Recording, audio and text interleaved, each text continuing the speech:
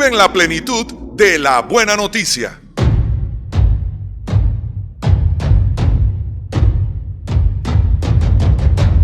Somos la iglesia cristiana Nuestra Casa con Dios. Nuestra casa con Dios. Nuestra casa con Dios. Nuestra casa con Dios.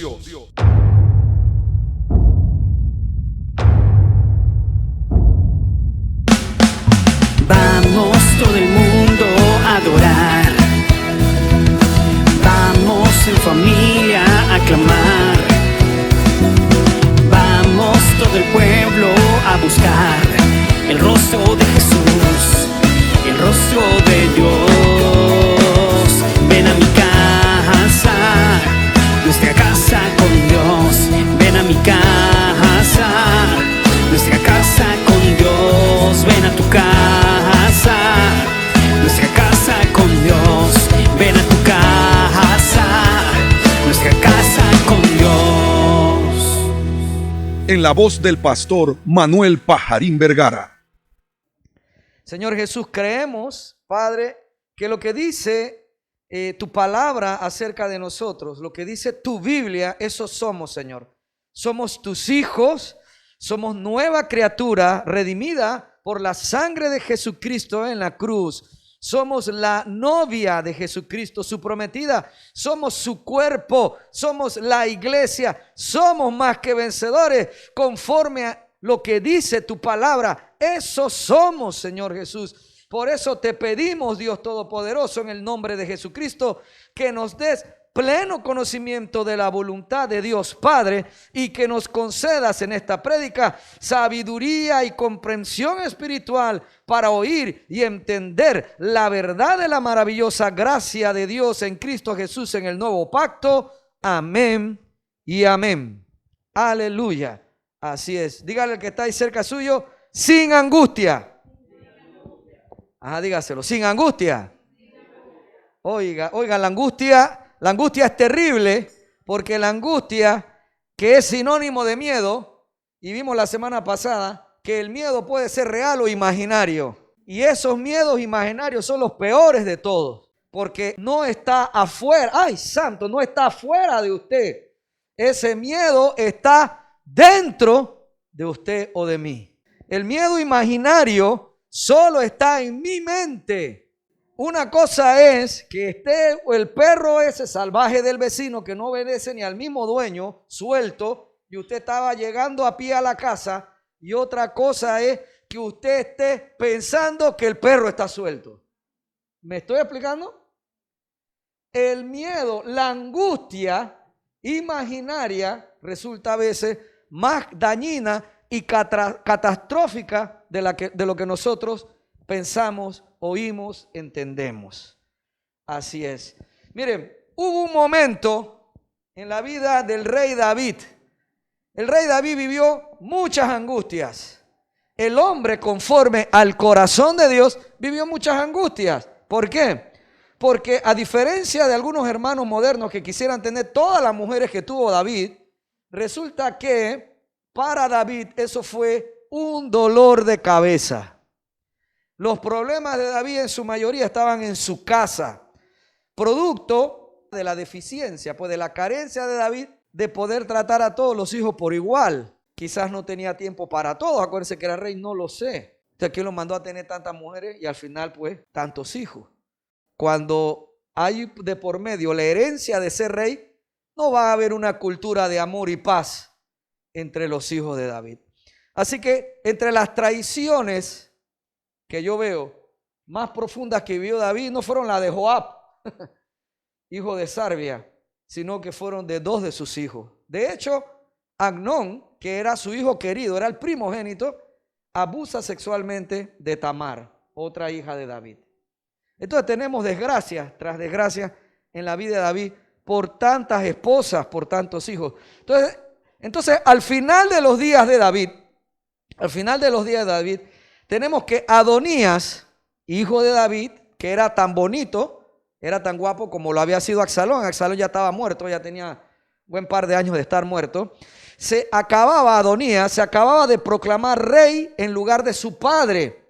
Y entonces, apoyado por el general Joab y por Abiatar. Entonces viene el sacerdote. Entonces el profeta Natán acude a David para preguntarle si esto de que Adonías se proclamara rey era su voluntad, y le había quitado a último minuto el derecho de reinar a Salomón, como él había prometido que sería su sucesor en el trono. Entonces, cuando Natán le está diciendo esto, que ya se lo había dicho Betsabé, mamá de Salomón, ya ella, tú sabes, ¿no? Ella iba a ser la reina madre.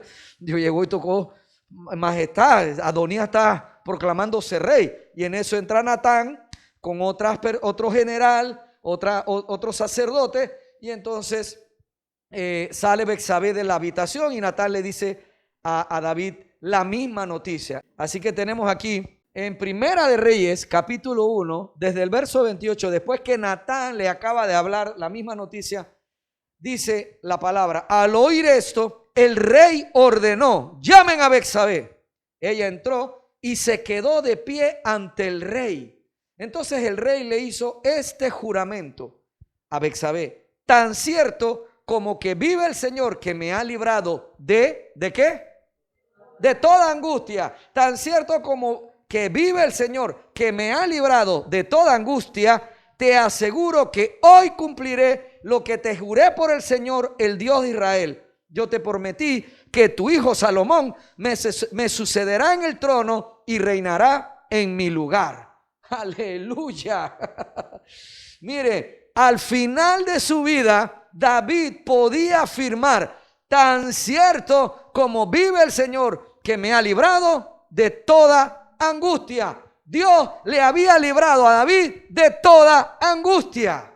Esta fue la experiencia de un hombre que creyó en Dios y experimentó la gracia antes de la obra redentora de Jesucristo.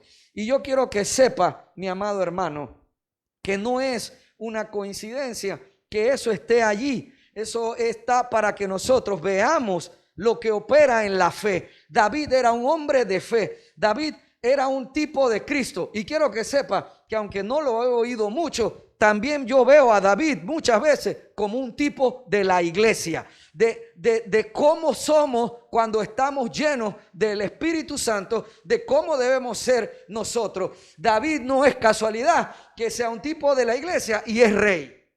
No es casualidad que sea próspero, no es casualidad que esté sometido. Y una de las cosas más importantes por la cual David había sido redimido de toda angustia es que David no valoraba más el ser rey que a Dios.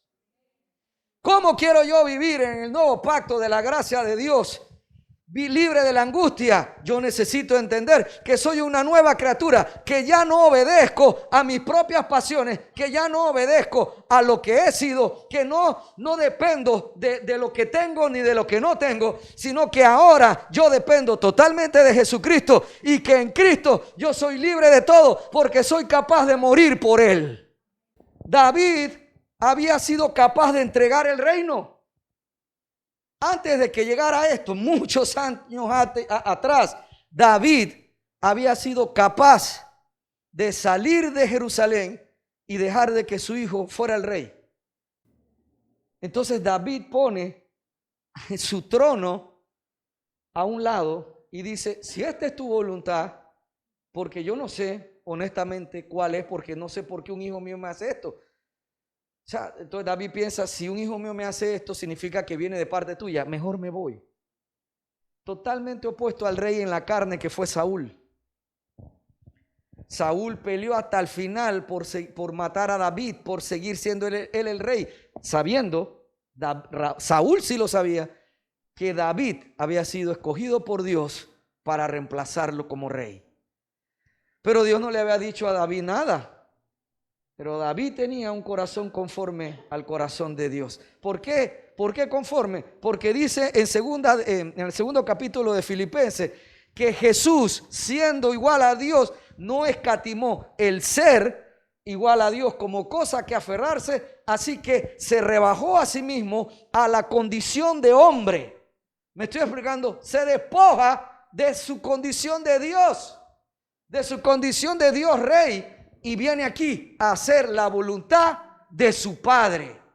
David estaba dispuesto también a hacerse un lado, despojarse de todo ese poder que tenía, de la majestad de ser un rey, para que Dios hiciera como él quisiera y pusiese como príncipe de Israel a quien él quisiese. Ese es el camino de aquel que puede llegar en la fe a experimentar tan cierto como que vive el Señor, que me ha librado de toda angustia. Soy libre de toda angustia cuando soy capaz, escuche, lo voy a decir de nuevo, cuando soy capaz de renunciar a mí mismo, cuando soy capaz de renunciar a lo que yo quiero, a lo que yo pienso que es lo que me conviene, a lo que yo creo que es lo justo, a lo que a mí me parece que es lo correcto, a lo que a mí me parece que me va a dar más placer o me va a dar más alegría, y decido por la voluntad de Dios. Ese vivirá sin angustias. Y resulta que ese es el camino de la nueva criatura. David llegó allí sin necesidad de haber conocido la obra redentora de Cristo. Él no la vio como nosotros la vemos. Pero yo le voy a decir algo. Cuando Jesús cita, Jesús dice muchas veces, como dijo el profeta, y cuando tú miras es un salmo de David. Y David mismo fue el que vio lo de las 30 monedas de que lo vendía a su amigo. David fue el que vio que echaban suertes por mi ropa. En los salmos lo escribe. David fue el que dijo, le dijo mi Señor a mi Señor. David vio a Jesús decirle a Dios, y él dice, mi Señor le dijo a mi Señor. David en el espíritu vio al Mesías, vio al Redentor, supo que ese era quien vendría de su linaje santo.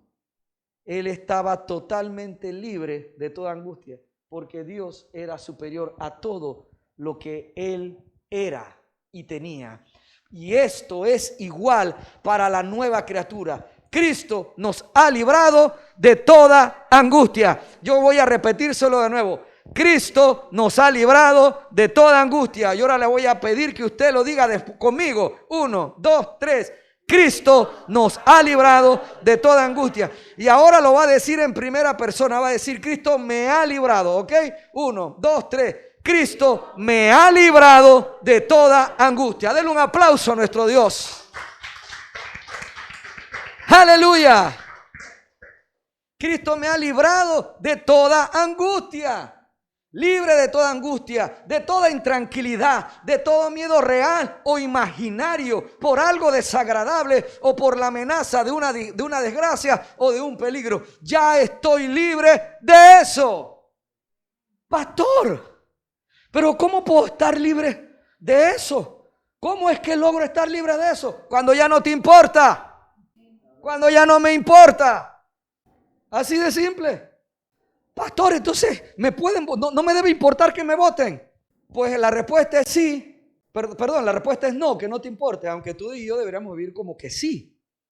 Porque si aquí yo le digo a usted que no le debe importar que lo voten, entonces algunos pueden ir mañana de que a lo que tú quieras, pilla, vótame. Ayer yo oí al Señor que me dijo que yo no necesito nada. Eso es verdad. Pero nosotros debemos, mire, nosotros somos un reino de sacerdotes. Muchos de nosotros hemos nacido para juzgar. Dice Pablo que no entienden que vosotros juzgaréis a los ángeles. Nosotros vamos a tener un trabajo de jueces en el reino de Cristo. Pero para ese trabajo, primero aquí, en este momento de nuestra vida, nosotros necesitamos aprender obediencia, como aprendió Jesucristo. Eso es parte del nuevo pacto. Eso es de la transformación en la nueva criatura. Pastor, pero usted va a seguir sin predicarme que me va a ir bien. Te va a ir bien. Eso es como, mire, yo le voy a decir una cosa. Yo he oído tanto la prédica de que te va a ir bien, que entendí que somos malos oidores. Predicar que me va a ir bien es como decirles que mañana va a ser lunes. Usted necesita que yo le predique para que usted entienda que mañana va a ser lunes. Usted necesita que yo le predique y lo convenza que mañana va a volver a salir el sol. No necesita eso, ¿verdad?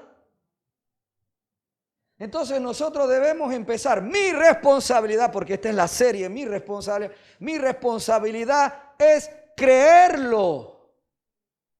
¿Creer qué? Que Dios, por medio de Cristo, me ha librado de toda angustia. Si lo hizo con David, que aún no tenía a Cristo, mas había visto sombra, tipo y figura de lo que venía, y lo escribe, ¿cómo no nosotros? Que ya no necesitamos tener una idea de lo que venía. Ya tenemos la promesa, es Cristo. No lo vimos, pero creemos en Él y su obra nos ha transformado. Y Dios es real. Dios nos habla a nosotros constantemente de qué debemos y qué no debemos hacer.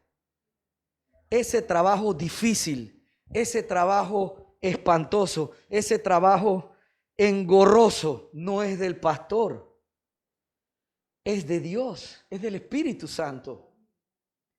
Ese trabajo que uno a veces cree de que, ay, me pusieron fue a mí a hacer eso. No, hermano, cuando aquí empecemos a abrir grupos y usted en su casa empiece a liderar, recuerde esto, usted no es responsable de la fe del que usted va a discipular. O recuerde esto, aunque como pastor nuestra responsabilidad, la palabra lo dice, es cuidar, velar por el alma de ustedes, al final yo no los voy a cuidar como los puede cuidar Dios o como los cuida Dios. Entonces, nosotros hemos sido ya llamados a vivir sin angustia. Lo que pasa es que la angustia, la incertidumbre, pesa en el corazón y en la mente. Es una carga y la llevas ahí porque esa incertidumbre, ¿qué va a pasar? Porque ese es el problema de lo imaginario. Empezamos a pensar, oye, ¿qué va a pasar? Es que va a ocurrir esto, es que va a pasar lo otro, y vamos a perder la casa, y vamos a perder el auto, y mi marido se va a ir, o mi esposa me va a dejar, esta cosa no va a suceder, no vamos a casar nada. Todo eso pesa, no terminaremos la obra, no alcanzaremos la jubilación. ¿Usted cree que nosotros fuimos llamados a vivir así? Nosotros no fuimos llamados a vivir así. Nosotros fuimos llamados en el nuevo pacto de Cristo. Nosotros fuimos llamados a vivir sin angustia. No fuimos llamados a vivir sin problemas. No fuimos llamados a vivir una vida sin dificultades. No fuimos llamados a no tener jamás sufrimiento ni tristeza. De hecho, el mundo se va a encargar que de todas maneras tengamos algunos momentos de angustia. Pero de toda esa... En esa situación yo debo recordar que yo soy libre ya. Que yo soy libre ya de todo eso. Amén.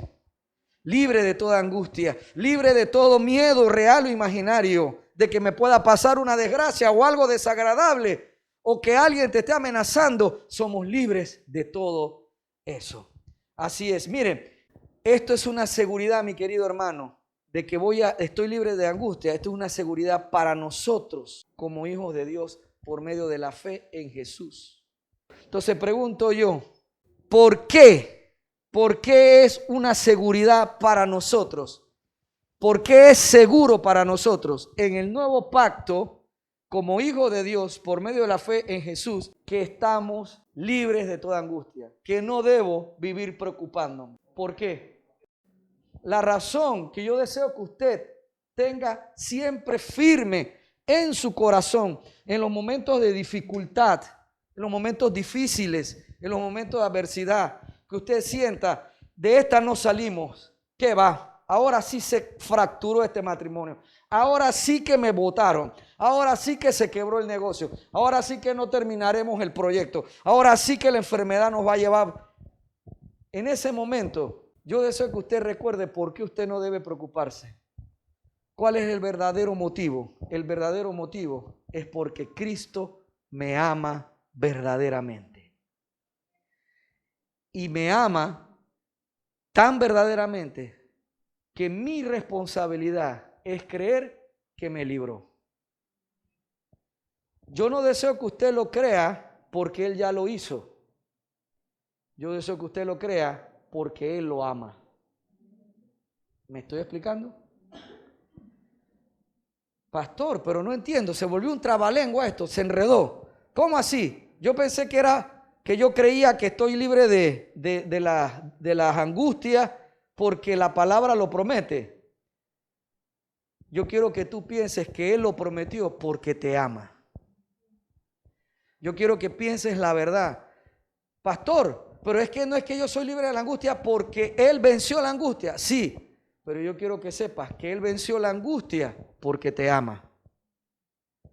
Él desea que yo también esté libre de todo temor, de toda preocupación, porque Él me ama y como me ama, nunca me abandonará. El apóstol Pablo escribió al respecto lo siguiente. Vamos para Romanos 8.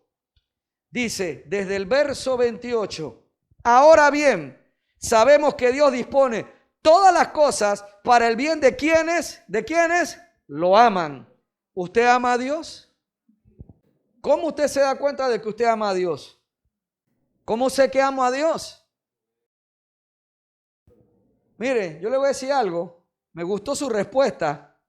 Dijo, porque lo siento. Y me gusta que participe porque eso nos abre la mente y el corazón. Porque lo siento. Yo siento que amo a Dios. Y a veces ese sentir es verdad. Pero mucha gente que ha hecho cosas malas sentía algo bueno. Hay hombres que queman a la mujer, pero ellos sienten que la aman. Pero bueno, yo soy hombre, tú sabes, ¿no? Yo tengo ese oficio, yo tengo que hacer mi trabajo también en la calle. Pero yo la amo y yo lo siento. ¿Vale? Entonces, aquí yo quiero que hagamos una diferencia.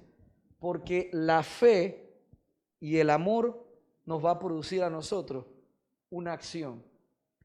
Y es obediencia.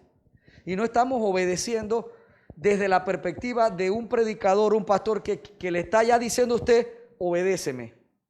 Yo quiero que usted esté claro, todas las veces que yo le esté hablando a usted en una prédica de obedecer a Dios, sáquese de que en el fondo lo que yo quiero es que usted me obedezca a mí. Yo no soy Dios, ¿estamos claros? Así es que cuando hablamos de obediencia, estamos hablando de a Dios. Y cuando hablo de obediencia, y aquí estoy haciendo base, como una vez me dijo el pastor Valo, la iglesia es una cátedra. ¿Sabe qué significa eso? Es un lugar de impartición, de enseñanza. Estamos construyendo y a veces estamos, como dice Juan Ballesteri, deconstruyendo, o sea, derribando fortalezas y altiveces. ¿Para qué? Para estar en la verdad presente, en la verdad de Cristo, para destruir aquello que no es verdad y en lo cual pensábamos que era Cristo, pero no era Cristo, y destruir eso y construir realmente la verdad de quién es Cristo en nosotros. Pero cuando estamos hablando de obediencia, siempre estaremos hablando de usted con Dios, de yo con Dios. Siempre que le estemos hablando, oiga, es que, ¿cómo es que me doy cuenta que amo a Dios? Porque le obedezco. Sáquese, aquí sigo insistiendo, estoy deconstruyendo para construir. Sáquese la idea de que estoy hablando de obra aquí en nuestra casa con Dios. Estamos hablando de usted solo en su casa. Ahí me doy cuenta de que amo a Dios o no. Cuando tus hermanos no te están viendo.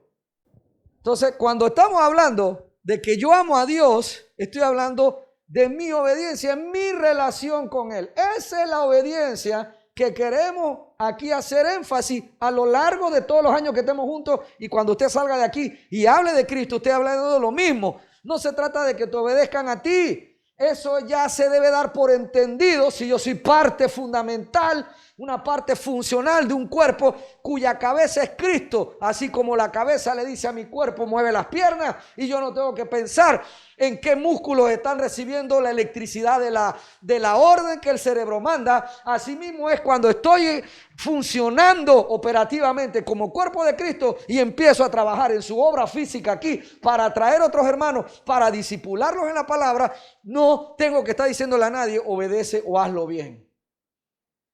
Siempre que hablemos de obediencia, estamos hablando de mí. Tóquese acá, haga la mnemotecnia infantil conmigo, tóquese aquí. Estamos hablando de mí. Cuando te dice te está diciendo aquí a ti y a mí, el Señor nos está diciendo, obedece, están hablando de mí, de mi vida personal, de mi vida en casa.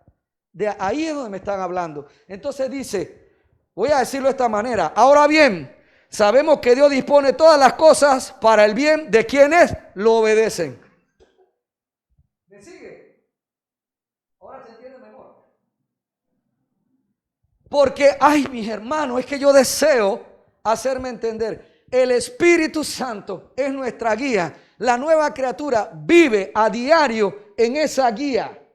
Por eso no necesitamos ser israelitas y cumplir la ley de Moisés a nuestra fuerza. Porque el Espíritu Santo es el que nos guía. Y si yo no dejo que me guíe, no estoy cumpliendo la ley. Y la ley es vigente. Lo que pasa es que nosotros en la fe, en Cristo, la estamos ya no para obedecerla de esa manera como lo hace Israel, sino que por fe en Cristo, ahora yo sigo la palabra y la guía del Espíritu.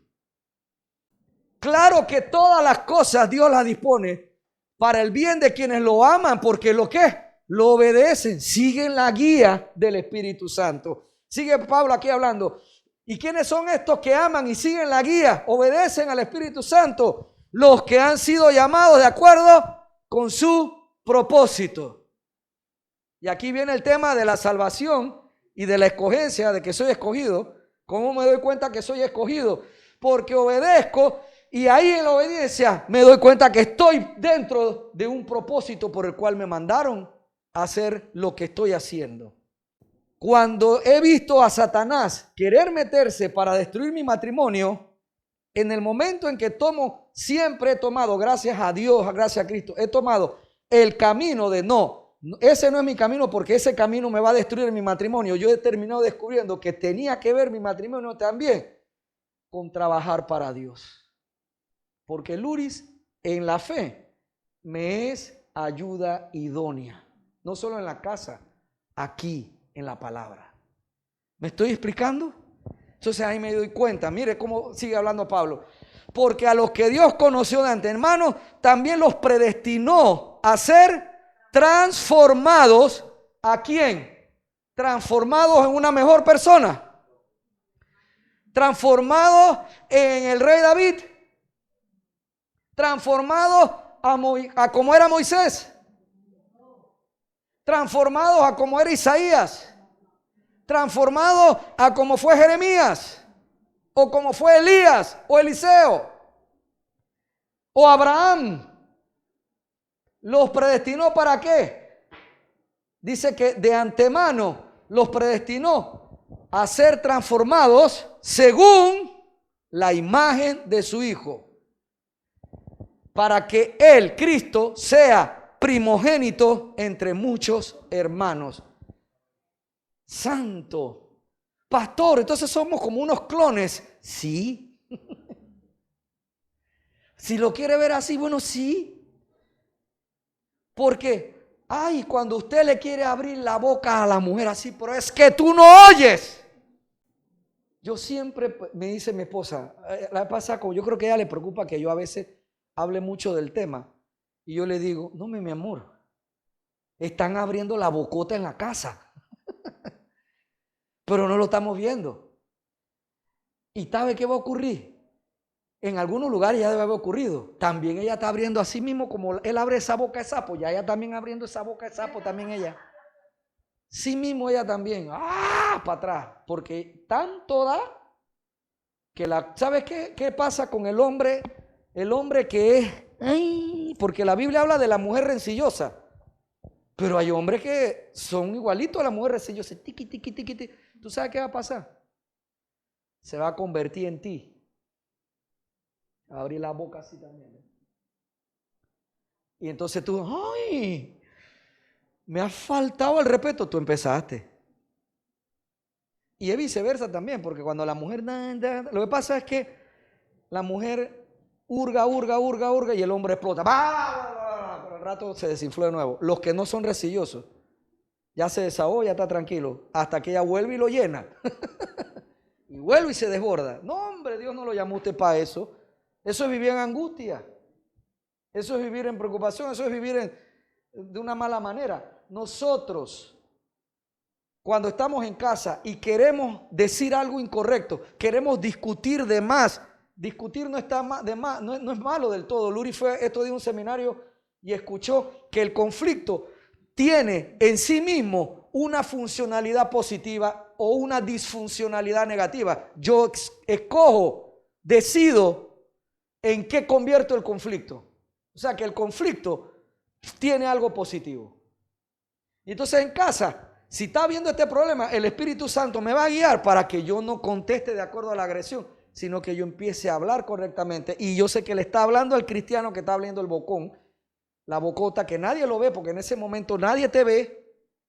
Y ahí es donde están los problemas. ¿Usted cree que a mí en lo personal me está interesando venir a hacer la obra de Cristo acá, de predicar, porque yo quiero ser famoso o yo quiero que usted me dé una buena vejez, con una buena ofrenda siempre?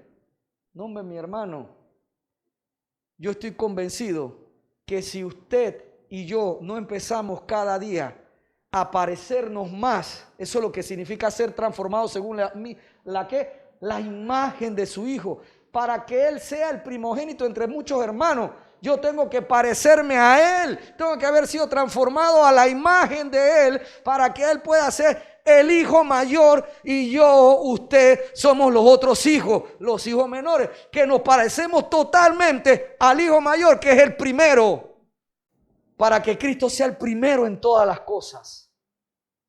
Así que cuando estoy en casa, contesto correctamente, hablo correctamente, me dejo guiar por el Espíritu Santo. Porque la idea de Dios no es que yo siga siendo el mismo papanatas o la misma rencillosa o el mismo grosero. Ese nunca fue la meta. ¿Usted cree que la meta de Dios es que vamos a llenar recintos, vamos a llenar estadios, vamos a llenar lugares que vamos a llamar templos, vamos a construir grandes edificios, vamos a llenarlo de gente? Esa no era la meta. Pastor, esa no era la meta. Hermano, el lugar donde Él quiere ver a todos esos millones diciendo aleluya, que significa alabado sea el Todopoderoso, es en el reino, en las bodas del Cordero. Sí podemos llenar grandes recintos aquí en la tierra. Claro que podemos construir tremendos edificios para meter 10,000 personas. Claro que podemos hacer todo eso. Pero si lo que estamos adentro no somos transformados según la imagen de su Hijo, Él no es el primogénito de ninguno allí. ¿Por qué estoy hablando esto? Porque Pablo termina diciendo toda esta verdad. La culmina, la remata con que nosotros hemos sido librados por amor de Cristo de todo, de toda angustia, de todo problema, de toda dificultad, haciendo que todos mis problemas en casa, que todos mis pleitos en casa no tengan ningún valor en realidad. Pastor, sí, verso 30, a los que predestinó también los llamó, a los que llamó también los justificó y a los que justificó también los glorificó. Esa última parte ya es el día de la manifestación de la gloria a los hijos de Dios. El que lee sabe de qué estoy hablando. Ahí mismo en Romanos 8, él habla de eso. Cuando seamos manifestados, ¿cuándo? Cuando Cristo venga. Cuando ya Cristo sea manifestado físicamente a toda persona, o sea, al mundo que no cree, nosotros estamos con Él. Ese es el día de la gloria nuestra. Previamente a eso fuimos justificados, previamente a ser justificados fuimos llamados y previamente a ser llamados fuimos predestinados. O sea, aquí no había nacido, pero ya me habían escogido. Después nací y me llamaron. Y después que me llamaron, me justificaron porque creí en Cristo y fui justo y santo por gracia de Dios, por creer en Jesucristo. Y una vez que esto se hace verdad en mí, estoy listo ¿para qué? Para ser glorificado. Amén. ¡Aleluya! ¿Qué diremos frente a esto? ¿Qué diremos frente a todo esto? Mira, ¿qué diremos sobre esta verdad? De que las cosas le salen bien a los que lo aman, lo obedecen y que han sido llamados de acuerdo a un propósito. Nosotros, los que hemos sido llamados a ser transformados a la imagen de su Hijo, para que Él sea el primogénito de todos los que somos iguales a Él. A nosotros que antes de nacer nos predestinó y después de nacer nos llamó y después de que nos llamó nos justificó porque creímos en Jesucristo como Salvador y nos santificó, y ahí después de eso entonces vendrá la glorificación. ¿Qué diremos frente a esto? Dice Pablo, ante esta verdad. Si Dios está de nuestra parte, ¿quién puede estar en contra nuestra?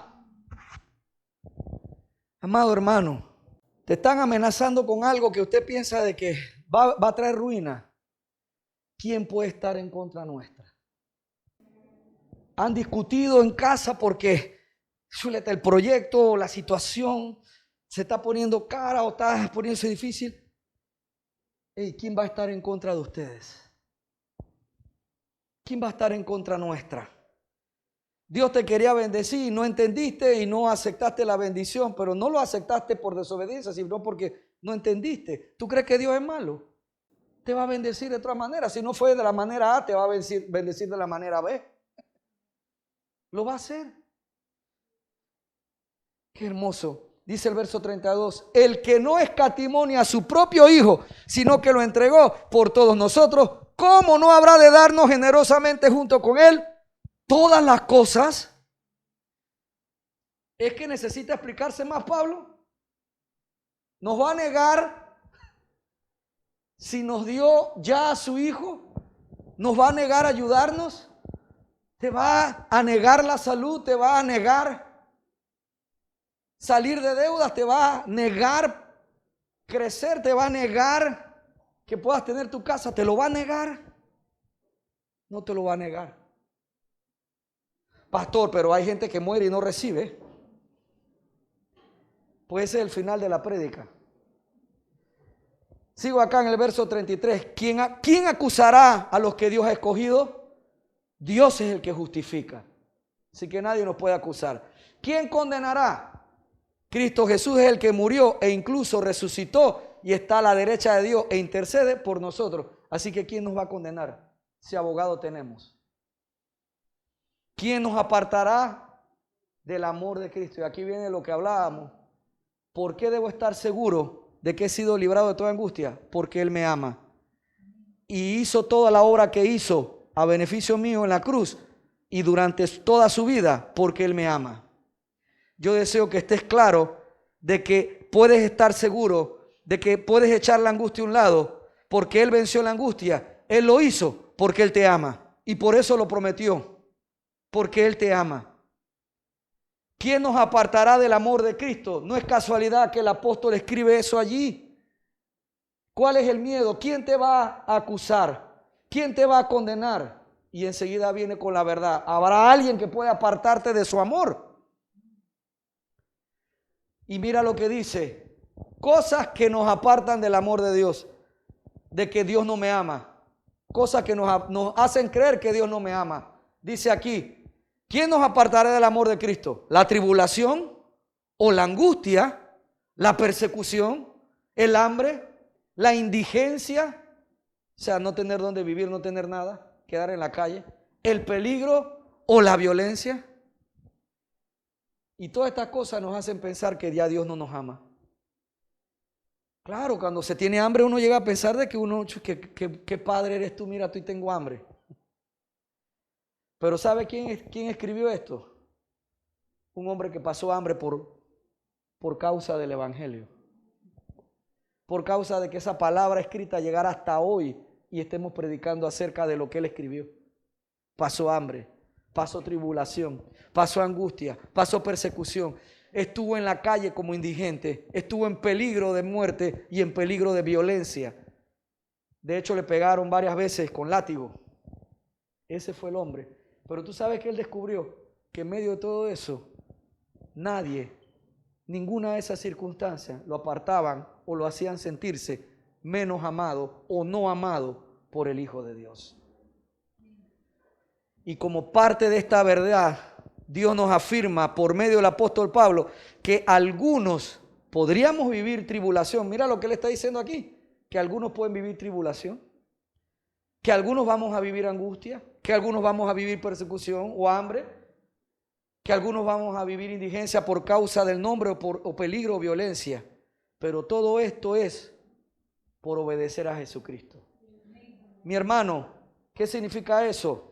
Que si usted vive en algún momento alguna de estas cosas y no es por causa del nombre de Cristo, entonces es porque usted pecó, desobedeció, o yo, pecamos, desobedecimos, nos metimos nosotros en el problema.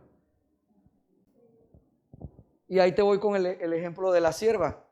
¿Cómo quedó ella con el jefe cuando él vio que ella le dio las zapatillas de la otra compañera de trabajo que era su pastora a una mujer que ni trabaja ahí? Ella se mete en un problema, ya él no confía en ella. Eso es una prueba. Le montó persecución ahora a él porque ella es cristiana, el jefe, que tiene que estar chequeando para ver qué hace. Ahora la persigue, la verifica porque ella es cristiana. No, sino por lo que ella hizo fuera de su verdad, comportándose no a la imagen del Hijo de Dios. ¿Me estoy explicando, mi hermano? Así es que Pablo da la respuesta afirmando aquí lo que estamos hablando en la verdad de Cristo. Dice, Pablo lo afirma en Romanos 8, en el verso 36, diciendo, así está escrito, y cita aquí Pablo el Salmo 44, verso 22, por tu causa siempre nos llevan a la muerte, nos tratan como ovejas para el matadero. ¿Y quién escribió eso? David. Por él es que usted y yo deberíamos decir, uy, me están persiguiendo. Pero si alguien me está persiguiendo en el trabajo y no es por mi fe, tengo que repasar qué hice. Puede que sea yo mismo. Oh, mi querido hermano, pero a pesar de toda circunstancia adversa que podamos vivir por obedecer a Dios y hacer su voluntad, comportándonos de forma contraria a cómo se comporta la gente de este mundo sin Cristo, Dios nos da la victoria de Cristo sobre toda angustia. Su victoria sobre toda angustia es la victoria de Él en este mundo, sobre este mundo. Dice el verso 37.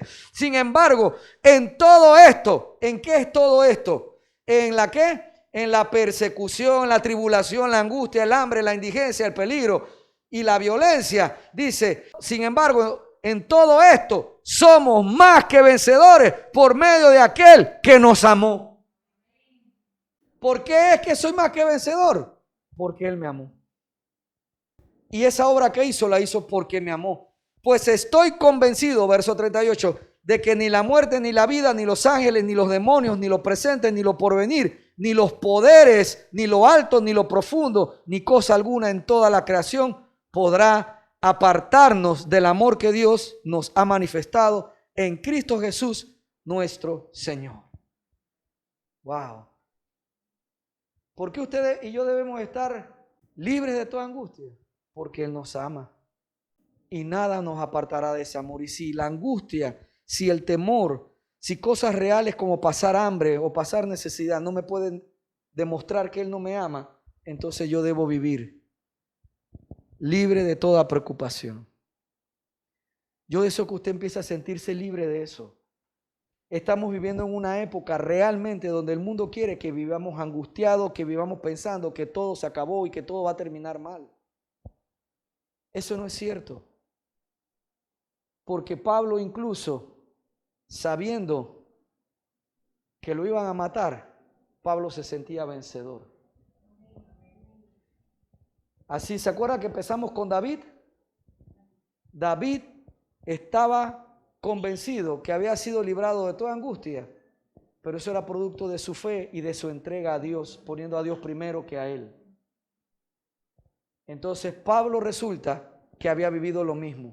David muere como rey, Pablo no. Entonces, en los términos del evangelio de la prosperidad y de los mensajes triunfalistas de hoy en día, si yo comparo, David murió bendecido y como a Pablo le cortaron la cabeza, entonces según los estándares modernos de la predicación actual del evangelio, entonces Pablo fue miserable en la muerte, ¿verdad? Porque ahora eso no está en la predicación. Incluso habrá alguno que te dirá, dice, tampoco está escrito que murió decapitado, eso es una fábula. Oiga, nuestro destino como iglesia de Cristo es llegar a la certeza que tuvo el rey David. El Señor me ha librado de toda angustia.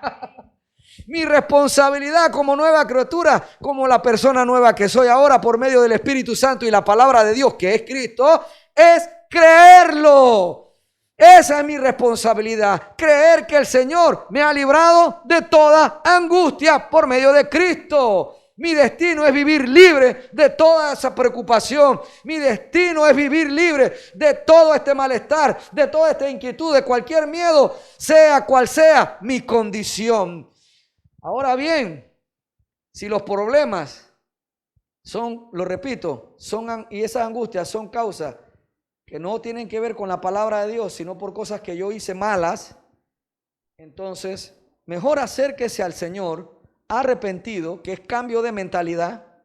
Acérquese al Señor, tome esa misericordia, acepte esa misericordia y empiece de nuevo. Punto, ya.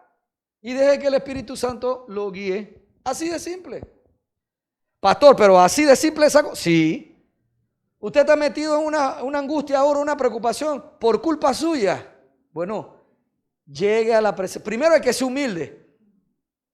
Deje que el Espíritu Santo le hable. Usted sea humilde y que es verdad, fui yo fui el que hice esto. Entonces, bueno, llega delante del Señor arrepentido. Padre, yo quiero cambio de mentalidad. Eso es lo que es arrepentimiento.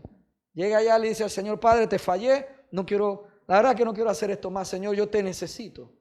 Entonces la misericordia va a llegar, va inmediatamente, está ahí para ti. No hay otra, eso ya se resolvió en el tribunal allá arriba, ya Cristo había intercedido. Entonces usted reciba la misericordia. Y lo siguiente es simple, empiece de nuevo. Ya, empiece de nuevo. Y empiece a dejarse guiar por el Espíritu. Ya, eso es todo. Eso es todo. ¿Tengo que hacer algo más? No tiene que hacer fuerza. Voy a cambiar. No, déjese guiar. Déjese guiar. Déjese guiar, mi querido hermano. Déjese guiar. Mi responsabilidad como nueva criatura, como la persona nueva que soy ahora por medio del Espíritu Santo y la palabra de Dios que es Cristo, es creer que soy libre de toda angustia. Esa es mi responsabilidad. Hermanos, Dios nunca nos mintió. Él nos dijo que iba a haber problemas. Él nos los dijo. Pero también nos dijo, dice Juan 16, verso 33, les he dicho todo lo anterior para que en mí tengan paz. Aquí en el mundo tendrán muchas pruebas y tristezas. ¿Qué dijo Jesús ahí? Aquí en el mundo tendrán alegría desbordante, muchos bienes materiales, mucha salud, mucha belleza y juventud. Vas a tener 60, pero parecerás de 30. Así dijo.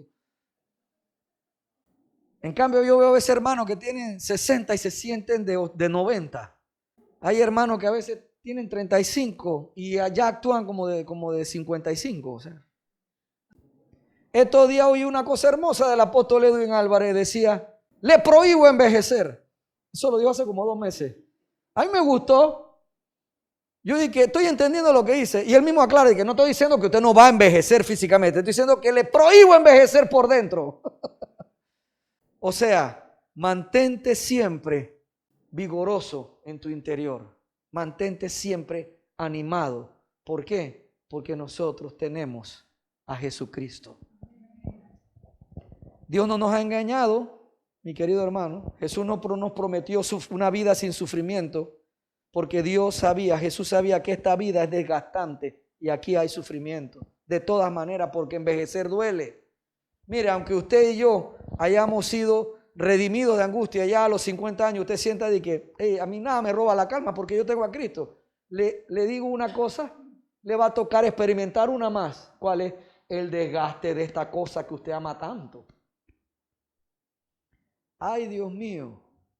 Cuando este cuerpo empieza a gotear en todos los sectores que debían estar cerrados, empieza la plomería a dañarse. Ay, pastor, no sea vulgar. No estoy siendo vulgar, estoy hablando la verdad. ¿Por qué tú crees que existen los pañales de adultos? Que usted cree que este cuerpo No, hombre. Mire, una vez que estemos en el corazón ya redimido y estamos en paz, te aseguro que si vives mucha edad, vas a experimentar la última prueba, y es el desgaste del vehículo este. Y ahí necesitaremos paciencia también. ¿Por qué? Porque yo quiero ir a la velocidad que el cuerpo no me da. Yo quiero ir a una más velocidad, pero el cuerpo no me acompaña en eso. Mi esposa dice que las canas son rebeldes. Las canas no son rebeldes. Las canas no son rebeldes. Las canas están obedeciendo la instrucción que le dieron. Si no salieran, serían rebeldes. Porque la instrucción es sal y pierde la pigmentación. Esa es la instrucción natural que Dios le dio. Tienes que perder la queratina. No. Ese es rebelde. ¿Qué rebelde? Está haciendo su función. Es más obediente que yo. Mi querido hermano, pensamos muchas veces que estar en victoria solamente tiene que ver como llegar como David al final. Claro, él era el rey. No. Dios me redimió de todo y tú vas a reinar. Santo. Mi hermano, en los momentos en que usted se sienta lleno de angustia y en los momentos en que usted se sienta que el cuerpo le está fallando por la edad, recuerde que Dios le prometió a usted que Él nunca lo iba a abandonar. Y en medio de ese que le duele la rodilla o le duele la otra cosa o ya, porque hay personas que por estar mucho tiempo de pie, varices. Yo hasta yo estos días me quería venir la angustia y que tú también muchas horas de pie, ahí leí que a los hombres también le da eso de las varices, a algunos, en menor proporción. Pero como yo crecí, ten cuidado con la culebra, ten cuidado con el alacrán, entonces yo tengo miedos en la cabeza, los miedos imaginarios, las angustias. Y ya yo estaba en mi mente haciendo una torre. Ya yo soy otro de los que va a sufrir de varices y yo toda la vida todo de pie. Por tanto, dice Mateo 28:19, por tanto vaya y hagan discípulos de todas las naciones, bautizándolos en el nombre del Padre y del Hijo y del Espíritu Santo, enseñándoles a obedecer todo lo que les he mandado a ustedes y les aseguro que estaré con ustedes siempre.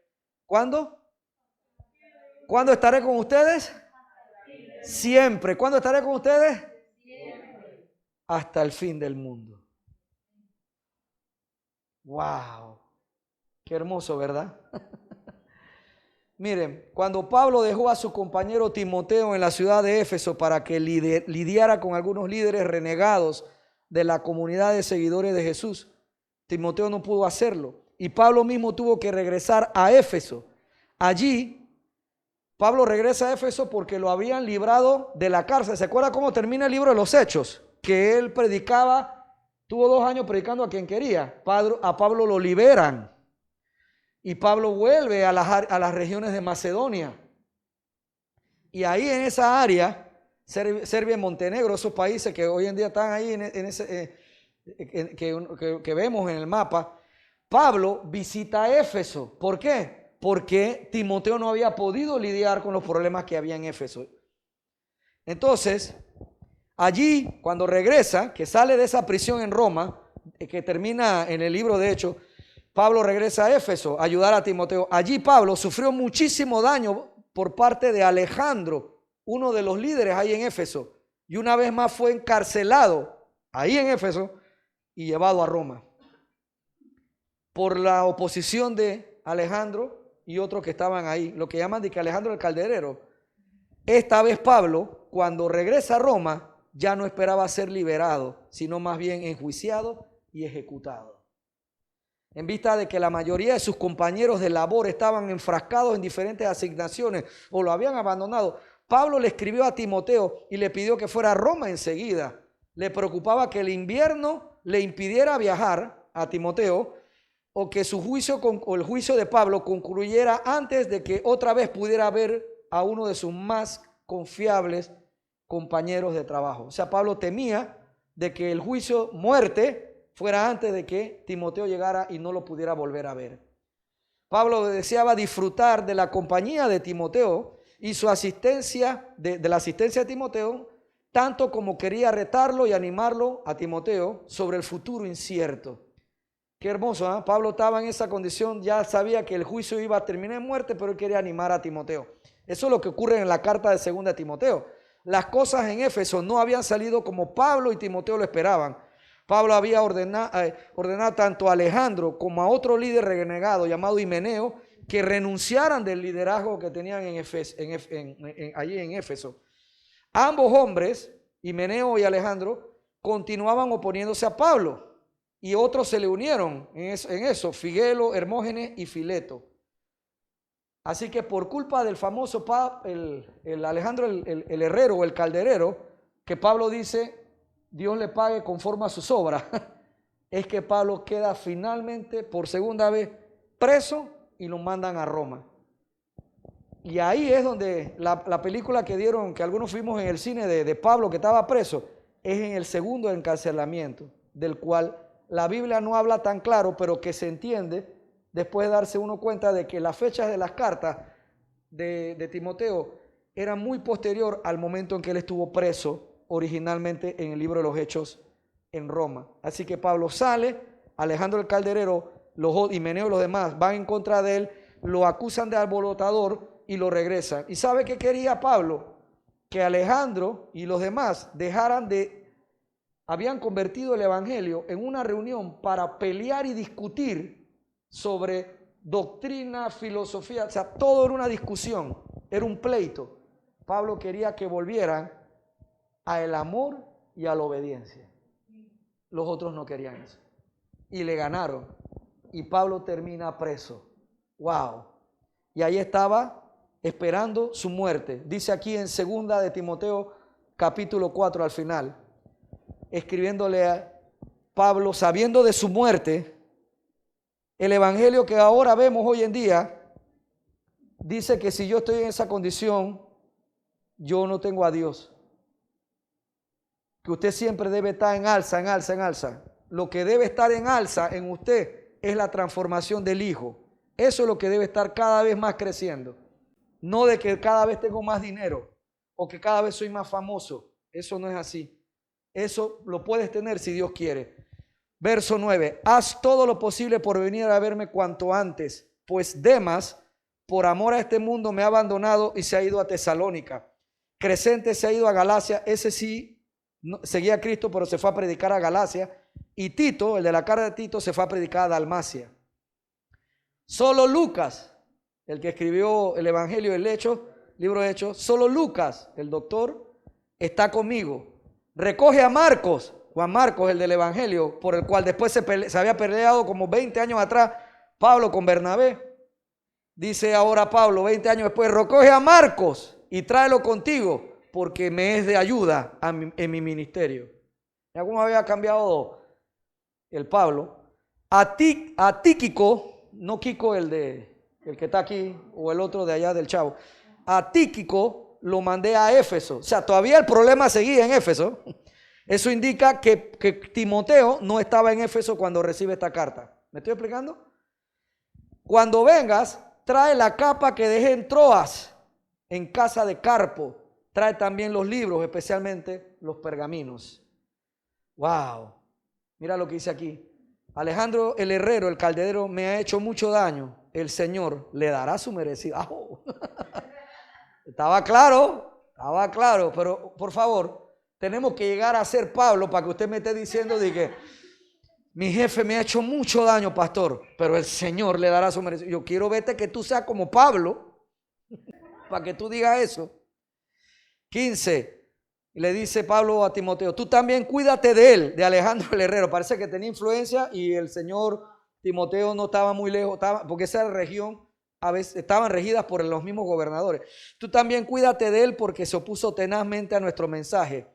En mi primera defensa, wow, nadie me respaldó, sino que todos me abandonaron. Todos habían abandonado a Pablo cuando se presentó en el juzgado. Nadie lo acompañó, nadie lo respaldó. Los hermanos de la fe en Cristo lo habían dejado solo y él había enviado a los que querían estar con él, los mandó a trabajar a otras regiones, llevando el evangelio. Wow.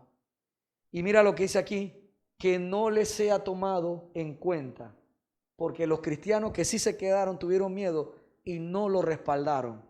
Y Pablo todavía tiene el suficiente amor en Cristo para desear, pedirle al Señor, no le sea tomado en cuenta como pecado lo que el haberme abandonado. Eso solo viene de un corazón que pudo escribirlo de Romanos diciendo, ¿quién me separará del amor de mi Señor?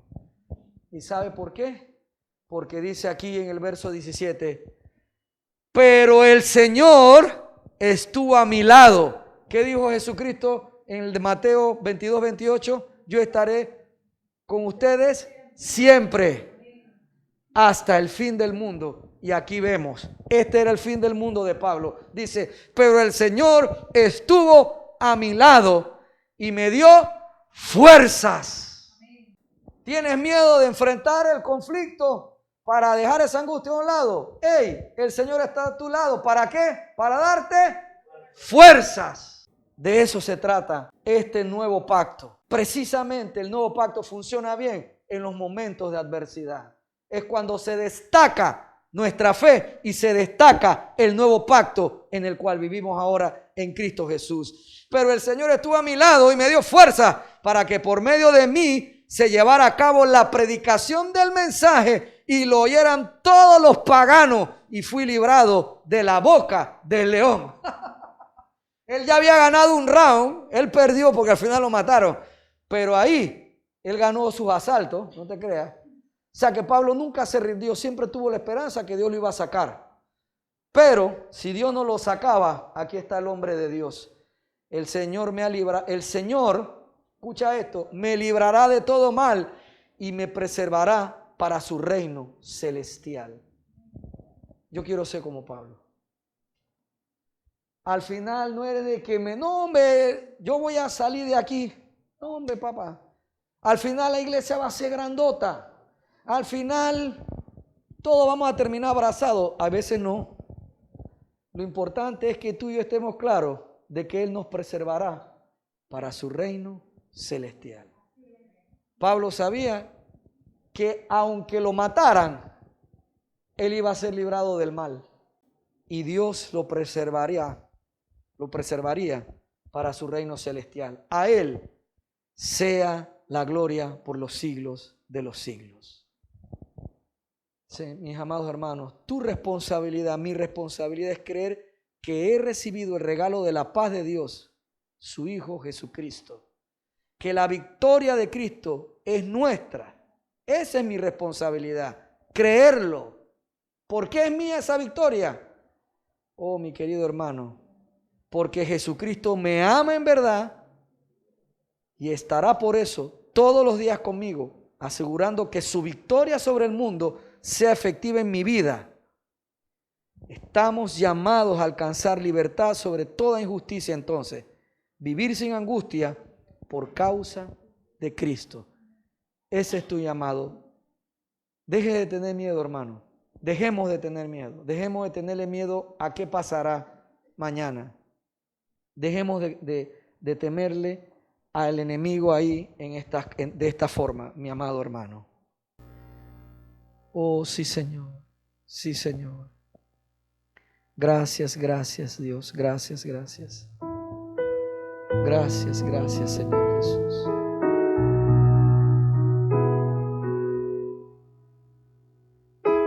Gracias, hermanos, por haber escuchado toda esta prédica.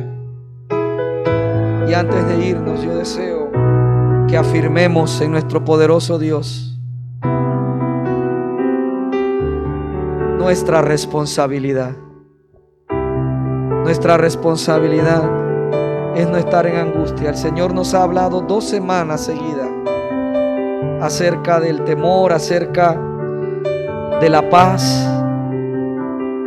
Y la paz que Él nos da, que supera todo entendimiento. Una paz regalada que no nos puede dar el mundo. Está en Cristo. Esa paz es librarnos del poder de la angustia, librarnos del poder del temor, del miedo, del pleito, del conflicto, entendiendo incluso que el conflicto se puede resolver. Y teniendo una confianza de que Él nos ama de forma tal de que aún si yo estuviese en una situación como la de Pablo, puedo estar confiado de que Él me preservará para su reino celestial. Que aunque nos quitaran la vida, yo no seré un perdedor, porque si la pierdo por causa del nombre de Cristo, su victoria aún será mayor en mí.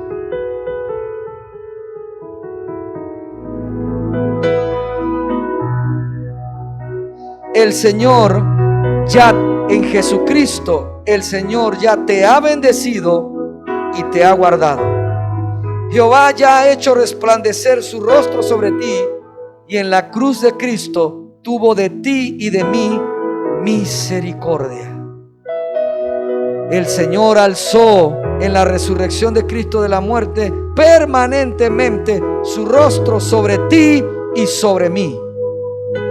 Y en Jesucristo Dios puso en ti y en mí, nos regaló su paz, para que tú y yo seamos llenos del conocimiento de su voluntad en toda sabiduría e inteligencia espiritual, para que tú y yo andemos como es digno del Señor, agradándole en todo y llevando fruto en toda buena obra y creciendo cada día más en el conocimiento pleno de nuestro poderoso Dios y de nuestro amado Salvador Jesucristo. Amén y amén. Los que están en YouTube, gracias por haber escuchado toda esta prédica, y a ustedes, los que vienen presencialmente, gracias, mis amados hermanos. Podéis ir en paz.